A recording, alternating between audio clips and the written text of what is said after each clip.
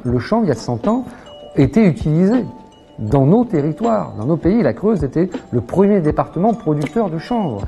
Donc vous voyez qu'en fait, il faut peut-être revenir à des bonnes pratiques de grand-mère, si je dirais, et pouvoir redécouvrir ces molécules qui existent et qui ont des effets effectivement thérapeutiques, en tous les cas qui seront beaucoup moins dangereux que des molécules qu'on utilise aujourd'hui à partir des opiacés.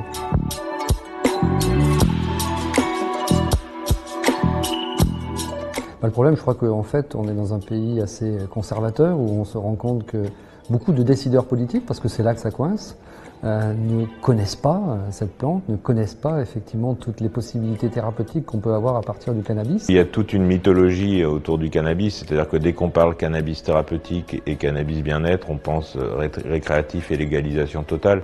Il faut démystifier parce qu'on a diabolisé le chanvre ou le cannabis depuis des années, donc il faut réexpliquer effectivement toutes les vertus qu'avait cette plante il y a plus de 100 ans en France, qu'elle semblait avoir perdu à leurs yeux, mais en fait qu'elle a toujours. C'est beaucoup ce travail-là qui est essentiellement, effectivement, comme je l'ai dit, sur les décideurs politiques, parce qu'on se rend compte que dans la population, plus de 80% des gens, effectivement, ne sont pas du tout opposés, bien au contraire, à ce qu'on puisse utiliser le cannabis à des fins thérapeutiques en France. Clairement, c'est un échec. Enfin, il faut être lucide. J'en discute régulièrement avec les forces de police. La politique actuelle ne fonctionne pas, et d'ailleurs des grandes associations nationales de prévention, comme l'ANPA par exemple, l'Association nationale de prévention de l'alcoolologie et de l'addictologie, sont des associations qui demandent la légalisation complète en termes de santé publique. On a la législation en France la plus répressive sur le plan du cannabis, et on a la consommation quasiment la plus importante d'Europe. Donc clairement, c'est un échec. Pour le moment, le cannabis thérapeutique en France n'est pas autorisé, même si... On a une conclusion de l'Agence du médicament qui dit qu'il faut tester, expérimenter. Donc je pense au courant de cette année 2019, il va y avoir un test qui va être réalisé en grandeur nature sur l'utilisation du cannabis thérapeutique sur certaines maladies. Et j'espère aussi on va enclencher la production, parce que le but c'est pas d'importer du cannabis thérapeutique qui viendrait d'ailleurs, mais c'est bien de le produire ici en France. Je rappelle que nous faisons depuis des années des médicaments à partir de l'opium. Je crois que nous devons même être un des premiers pays producteurs de pavot, parce que c'est à partir de la fleur de pavot qu'on fait de l'opium. Et je rappelle également que les dérivés opiacés font aujourd'hui 150 morts par jour aux États-Unis, alors que le cannabis n'a jamais tué personne. Donc voilà, il faut démystifier, expliquer, et qu'aujourd'hui il y a d'autres solutions qui sont soit des solutions complémentaires avec le cannabis thérapeutique, soit des solutions alternatives pour un certain type de pathologie.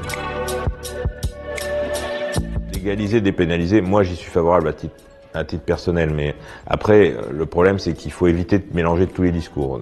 Légalisons déjà le thérapeutique et le bien-être et on verra par la suite, parce que si on veut tout faire en même temps, on n'arrivera à rien. On combat aujourd'hui pour l'utilisation du cannabis à des fins thérapeutiques. Et je prendrai exemple aussi de ce qu'a fait le Canada. Je rappelle que Justin Trudeau a légalisé le cannabis sur deux aspects. D'abord pour diminuer la consommation chez les jeunes, c'est ça, premier objectif, et deuxièmement pour enlever le cannabis des réseaux mafieux qui existent aujourd'hui au Canada et ailleurs. Voilà, donc je m'en tiendrai à ça, mais je n'ai pas assez creusé la question. Bien sûr, le chanvre est une plante qui est reconnue pour effectivement être assez peu consommatrice en eau. Un peu gourmand dans l'intrant, c'est-à-dire en engrais, en phytosanitaire et autres. Et en même temps, a cette capacité à pouvoir régénérer la terre. Donc effectivement, c'est une plante qui écologiquement est très responsable. En plus, je rappellerai que à partir du chanvre, on peut faire, et on fait déjà tout ce qui est produit d'isolation pour le bâtiment. Il y a aussi tout le chanvre alimentaire. On peut faire effectivement plein de choses à partir du chanvre. Si vous achetez, je crois, une Peugeot aujourd'hui, vous trouverez du chanvre dans le tableau de bord, parce que c'est aussi utilisé en plasturgie. Après, l'équilibre économique, il est trouvé tout seul. Enfin, je veux dire, il y a des industriels qui sont prêts à investir pour aller dans cette direction-là, parce que c'est un potentiel économique important. Donc, pas besoin d'accompagnement spécifique. Un gain à l'hectare qui est hyper important par rapport à de la céréale ou par rapport à n'importe quelle autre culture aujourd'hui en France. Vous savez, c'est essentiellement effectivement des freins qui sont au niveau du ministère.